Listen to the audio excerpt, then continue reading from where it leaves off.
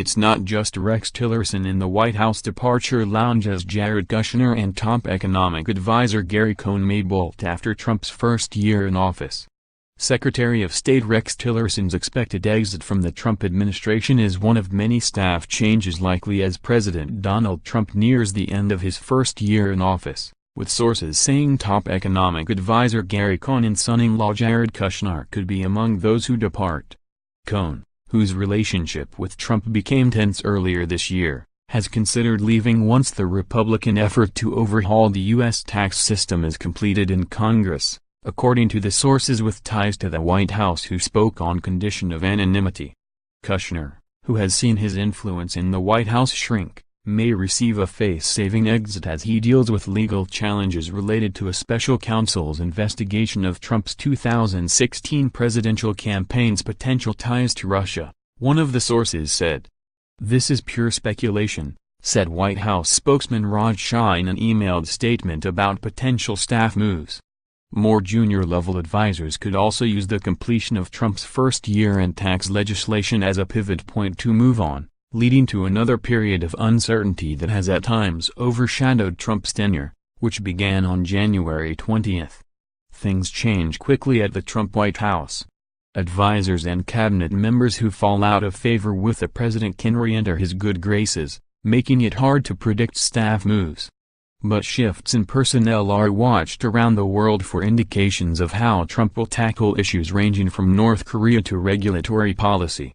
It may be February, it may be March, it may be April, but I think once you get to that time period, people are going to feel as though they've kind of put their time in, said one person with close ties to the White House. "You're definitely going to see some people leave after tax cuts get done," said a separate Trump advisor, who requested anonymity to speak freely about the administration. Trump is considering a plan to oust Tillerson, whose relationship has been strained by the top U.S. diplomat's softer line on North Korea and other differences, senior administration officials said. A State Department spokeswoman said Tillerson's chief of staff had been told by the White House that the reports of Tillerson being replaced were not true.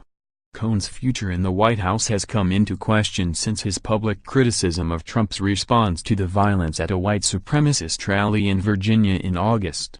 Their once tense relationship has since improved, however, and one source close to the White House said he could stay longer to help spearhead legislation to improve U.S. infrastructure. "I'd go a little bit against conventional wisdom here and say he's got one more project to get under his belt before he leaves," the source said, referring to infrastructure. The White House noted Cohn's interview with CNBC earlier this month in which said he did not plan to leave after tax reform was finished. "It's my plan to stay and work as long as I can help the president drive his economic agenda," Cohn said. Two of the sources with ties to the White House said they assumed the White House Chief of Staff, General John Kelly, wanted at least to outlast his predecessor Reince Priebus' 6-month tenure in the position. The White House spokesman's statement said discussion of changes was speculation.